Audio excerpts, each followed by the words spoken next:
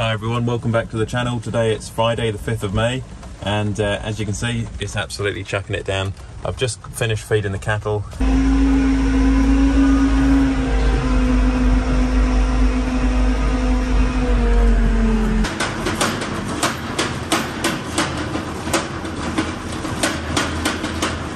Really we want to keep those calves in for a bit longer, so we're going to have to buy some more silage in, which we bought in this winter, another 70 odd bales, and yeah, we have to buy some more in, which is going to be expensive.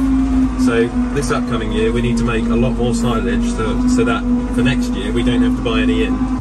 And it looks like we've got rain and storms for the rest of the day. The silage has grown really well. That's one thing the rain is doing. So this silage will be getting off to a good start. I need the mower to come and cut it literally at the end of this month, which is quite exciting. Just doing this grass a world of good. So pretty happy that I went for a full cab as well on this Polaris, because obviously when it rains it is quite nice having the doors so you can look at the crops. But that's what's going on anyway. It'll still be another couple of weeks yet though before that can be cut. Alright, as you can see now we've just got the Polaris going. We've got a long way to go all the way down to the marshes every day now. So it's obviously we're in May now, so we've got May, June, July, August, September, October. Some sheep are still out even by November, so we've got 7 months of checking the livestock every day. I just put my foot down on it sort of flat out, got going at about 40 miles an hour. Couldn't believe how well the Polaris handled, to be honest, on the way to checking the calves today. It's really, like Neil was saying from Polaris the other day, it's got automotive qualities about it, in that it's a bit like a pickup truck or an automotive vehicle. I mean, you really, once you get up to 40 miles an hour, notice that it's quite well poised. And obviously, you know, being a farm vehicle, it does run on red diesel as well, especially if you're doing farm work, like you know, checking livestock and things like that. You know, I used to use the Land Rover Defender for checking the cattle, but to be fair, that thing drinks the fuel. We needed something more efficient, more fuel efficient, but also something at the same time which could go into really rough terrain. You'll notice in this video now we've just come up to the woods where we've got to go on through and check the cattle, and I could take the Polaris places where I couldn't normally get the Land Rover, but because it's quite nimble, although it looks big on camera, in person it's quite small. And the handling on it was really good. The suspension system as well is being completely revised. Everything's very different. I noticed it's much more improved than the old Polaris Ranger, which I tried a little while ago. That was an old model. This has got a completely new suspension system, different driving dynamics, handling, uprated bearings. There's Polaris Rangers out there now, this new model with thousands of hours, and they haven't had any new bearings on them. They've completely revised the design to make it a lot more reliable, and I mean, it's just in a completely different league to the Gator. You know, I'm a John Deere person, but for what we want, you know, checking cattle every day, checking the livestock, it's a 14-mile round trip. Having 40 miles an hour to be able to get there and back, and then obviously go off-road is a really, really big deal for us. And you know, I was really surprised today, and it's the start of something which is obviously going to be used every day, so it makes a huge difference to our lives here on the farm, in that, you know, it's a godsend.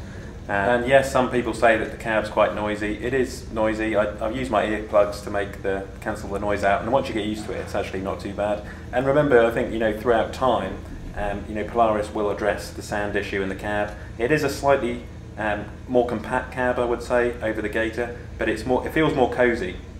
You know, it feels like a nice little cab I can spend a day in, and I'm still getting to grips with this vehicle, to be honest. It'll be several months until I can really give a verdict on it. And I'd just like to say, you know, a huge thanks to you guys for continuing to watch the channel and for watching the channel all these years, because without you guys I wouldn't have been able to have this long-term loaner, and who knows, you know, maybe at the end of it we'll end up buying it, because it's just proven to be so handy. I'm taking this now the places where the Gator couldn't get.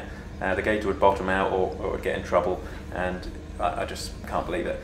So we're on our way anyway to check the Aberdeen Angus cattle. We've got some red pole crosses that you see. We're going through this gateway here. It's really boggy old gateway here, and it just, Polaris handles it with ease. I was actually in 2-wheel drive there, and I forgot that I needed to switch back to 4-wheel drive.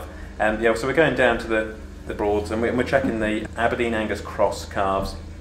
and the mothers, the suckler cows. That's sort of the main core of our farm business with the livestock. We also have some pedigree Shropshire ewes. We've got 100 of them. And then you'll see I'm just coming up here to one of the herds. We keep them in different batches because they're easier to manage. So we keep them roughly in groups of about 20 to 25. You'll see we've also got Hector down here now, who's our Aberdeen Angus bull. He came from the same line as the Shadwell stud, which was where the famous Saudi Arabian royal family have a huge place at Newmarket. He is from the same line as the Shadwell Anguses, and his genes are just fantastic, and we'd love another Angus bull to go with him because his progeny they do really well off the marshes, and in a minute you'll see the calves. We were just so amazed, continue to be amazed by how the calves retain their flesh on poor grazing land, and also it's the saleability. When we come to sell the calves, we can sell them to companies which want Aberdeen Angus sired meat, which they can then sell Aberdeen Angus burgers. Hector, he's in now with the cows for next year's calves, which will be for 2024 now, and yeah, we're just blown away by the condition of the calves. Can't believe it. The saleability of them, like I say, is fantastic, and the Angus name is known worldwide, so watch this space, because we could swap the whole farm over to Aberdeen Angus before long, particularly as the main sire.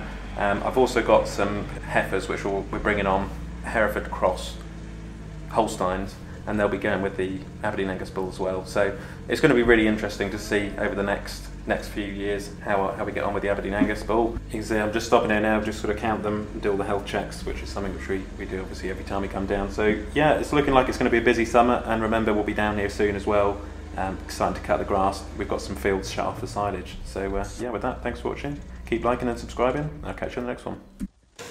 Click here to subscribe to the channel, and click here to watch another Ollie's Farm video.